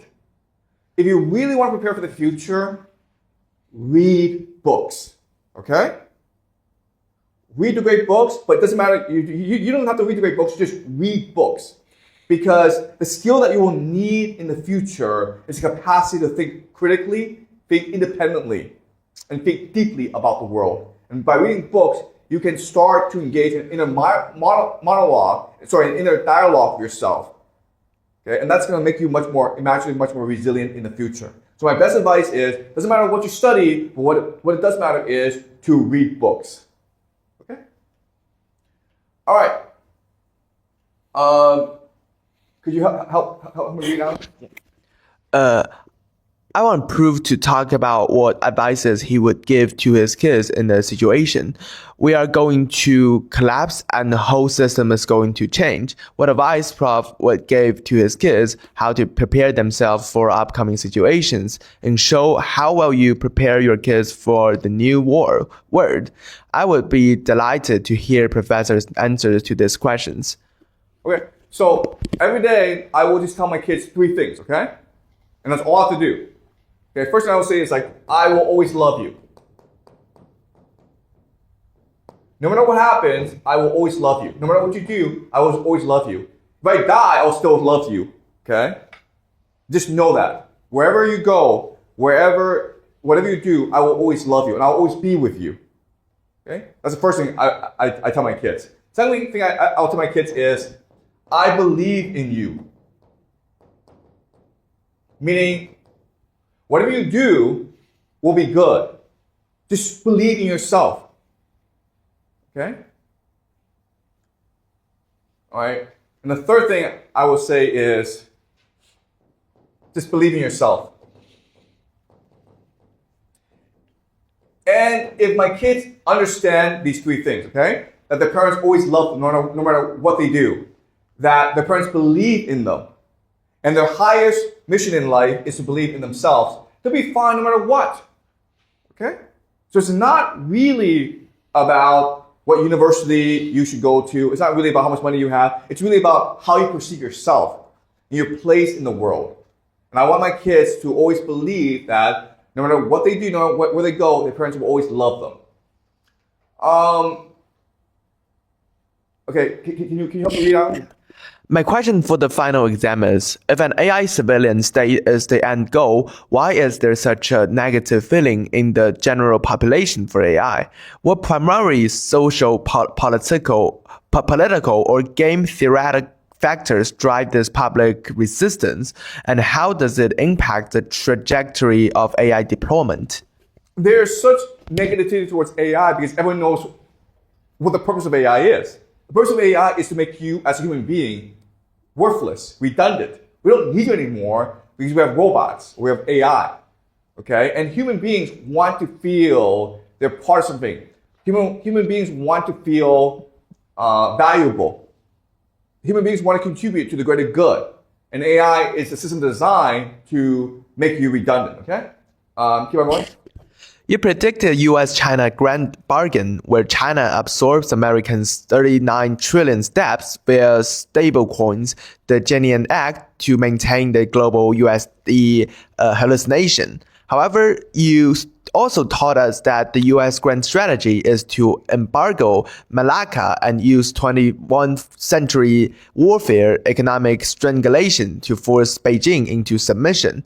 If China is already a fragile hallucination with collapsing consumer confidence, what American strangulations can accidentally trigger a total collapse of the CCP? How can Americans extract wealth from the Chinese consumer if their own choke point strategy destroy the Chinese state from within? Okay, so this is a really interesting question. Okay, so I'll make some certain comments. The first comment I'll make is that if you're a hallucination, you don't know you're a hallucination, okay? You don't. So objectively, this may be true, but the players don't know that it's true. That's the first point I'll make. Second point I'll make is that in the game, your objective is to win the game. Now, by winning the game, it may cause the game to collapse, but you don't care. The point is to win the game. And you'll use whatever tools you have in order to win the game. So it's possible that this US-China trade war will end up collapsing both nations, But that's not the point. The point is to win the game. Okay? The point is not to survive the game. The point is to win the game. And sometimes winning the game means destroying yourself, committing suicide, basically. That's my second point. The third point I will make is that China and America, they need to engage in the sort of struggle in order to come to an agreement. Okay? The reason why is that there's lots of domestic interests that they have to deal with. So for example, if you're Donald Trump and you want a grand bargain with China, there's going to be a lot of people opposed to this because they think that China is the great threat and that any compromise with China means selling out the American nation. Okay, so you need to engage in certain conflict and warfare in order to dissipate or reduce domestic tension in order to advance a deal. Okay, does that make sense? So I understand it's a really dangerous game they're playing, but welcome to geopolitics. This is the way the world works. The people in charge are psychopaths. Because in order to win the game, you have to be a psychopath. Okay? Think about who in this world is respected. Well, Israel is respected. Putin is respected. North Korea is respected. Donald Trump is respected. Why? Because they're all crazy. These people, everyone agrees on is they could, if threatened enough, they'll press a button and blow up the world. Okay? That's what gets you respect in this world. The crazier you are, the more legitimacy you have. Okay? And that's why the games you're playing are crazy. Will this lead to the end of the world? Probably, okay? That's something I've been teaching you guys for a long, long time. The people in charge are crazy, the game they're playing is crazy, it's going to lead to the end of the world. Alright, we're going to do 3 more questions because we could be here forever, okay? But we'll do 3 more questions and we'll end the examination. Okay, can you read, Alan? Yeah. Explain that America needs an AI surveillance state operations Stargate to manage domestic rebellion against a coming national draft. You also noted that the current global civil war pits transactional capital against an alliance of nationalists, the church and tech elites, Trump, Theo, Musk. But if the tech elites are using Masonic occult philosophy to build an Antichrist technate that strips human free will, won't Trump's fiercely armed Christian nationalist base eventually realize they are being enslaved by the exact system they are fighting for? Won't the technate trigger a second American Civil War instead of preventing it? Yeah, this is exactly right. So a civil war is going to happen, and there's going to be many different factions. There's many different reasons why the civil war happens. But one reason is that there's going to be a lot of resistance towards an AI surveillance state. This is exactly right. Okay, and there's really nothing anyone can do right now to stop the civil war from happening. Okay, keep on going. In this recent lecture on Putin in Beijing, you noted that Vladimir Putin wants Russia to lead the multipolar world, even if it means acting as a junior partner to China. However, given Russia's fierce historical emphasis on absolute sovereignty and its self-imagined as the Third Rome, can Putin's strategy genuinely survive a long-term future where Russia is economically subordinate to the Chinese elite that fundamentally prefer the American worst policemen? What is Russia's exit game if China chooses a divorce? Okay, so this is exactly correct, okay? The Chinese don't trust the Russians because the Russians are extremely nationalistic. There's Russian supremacy, okay? Even though Russia will pretend to be the junior partner to China, the Russians believe they're superior to China. And a lot has to do with the Third Rome eschatology that they have. So if there's a divorce, can Russia survive economically? And the answer is yes. It doesn't need China. Okay? It just needs to fight wars. Because if you think about historically, how a nation developed wealth was by conquering other nations. Okay? So what Russia is going to do is move towards a total war economy and completely focus on the conquest of its neighbors, especially Ukraine, but also the Baltic states as well, and then Central Asia. Okay, so as long as Russia is able to maintain its internal cohesion and engage in all war, then Russia will be fine. All right, can you keep on reading? Hello, Ms. Xueqin. My question for the final exam would be plainly simple. According to the lecture material, I'm inclined to believe Putin has a grand plan laid out. What would happen if Putin would cease being Russian leader for reason outside of his control? Would there be individual or collective effort to follow same ideology and continue his plan? This is a great question, okay? So first of all, I think Putin's going to live a lot longer than people believe. I think he's going to be around for another 20 years. Okay, that's what my instinct tells me. He's going to live for another 20 years. Okay. We also know what happens when a great leader dies. It's very interesting what happens. Okay. So if you look at Genghis Khan and Muhammad, when they die, okay, there's a pattern that emerges, which is there's at first internal friction. Okay, so the different interests in Russia get together and they start fighting over secession, who succeeds.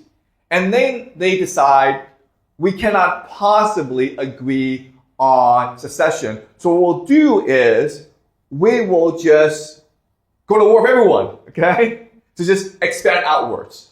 Okay, Russia will just expand outwards. Okay? So you have this massive expansion that might go on for 10, 20 years when it basically conquers everyone around them because no one is as militaristic as they are. But then what happens, and this is really interesting, is just exhaustion. Where they either lose or they win, but everyone's exhausted and then they just decay imperially, okay? So I myself don't see Russia as having a great future, but this is a pattern that emerges if you look at history. You know, when a great leader dies, there's internal friction, internal chaos, which leads to military expansion overseas in order to reduce this internal friction, and then eventually the empire exhausts itself because it's fighting too many wars at once. Okay? And that's the fate I see for Russia. Okay, guys, well, we've been all here for almost 2 hours. We can go on for another 2 hours, but I don't want to because I'm exhausted. Yeah, Vincent? I think I have a final question. Like, I also wonder, like, why are we born in, like, by ourselves? Like, why am I Asian? Why am I Chinese? Why am I not a white guy? Or why I'm not a, like, people, I'm not a person in another place of the world? Like, why are we ourselves? Is this collective monad? Yes, okay. So why are you here, okay? And so the theory is this. Okay, there are lots of reasons why, but let me give you a basic theory, okay? Theory is that you come to Earth as a soul. And your soul has a purpose. And the purpose is always to enlighten yourself. Enlightenment, basically. All right? So you basically, up there, decide on a purpose. Your purpose could be like, I want to experience being rich. Or I want to experience being in love. Okay? You always have a defining purpose that becomes the core of who you are. And so once you have this purpose, then you are assigned to a place in this world that allows you to achieve your purpose. Okay? So you are who you are for a purpose. And this purpose is good. What is good is for you to try to achieve your purpose. Unfortunately, what happens in our world is that because of school, because of parents, because of society, you're blocked from knowing your purpose, from truly pursuing your purpose. And that's part of the purpose as well, because for you to truly fulfill your purpose, you need to overcome a lot of challenges and obstacles, okay? And once you achieve your purpose, then you understand yourself a lot better, okay? And then you go back and you're like, okay, now I want a new purpose. But maybe you don't achieve this purpose, in which case, well, you do it again, okay? All right? And this is the idea of samsara in Vedic eschatology. Okay? So that's one explanation. There are other explanations, okay? But the thing to remember is that you came here for a purpose. You may not remember what your purpose is, but you can feel what your purpose is. And so what you should always do is trust your intuition, because that's what's going to lead you to your purpose. You're here in this classroom as part of your purpose. I'm here teaching you as part of my purpose. Okay? And that's the structure of the universe. Does that make sense? Okay, guys. All right. So thank you. Enjoy the rest of your life.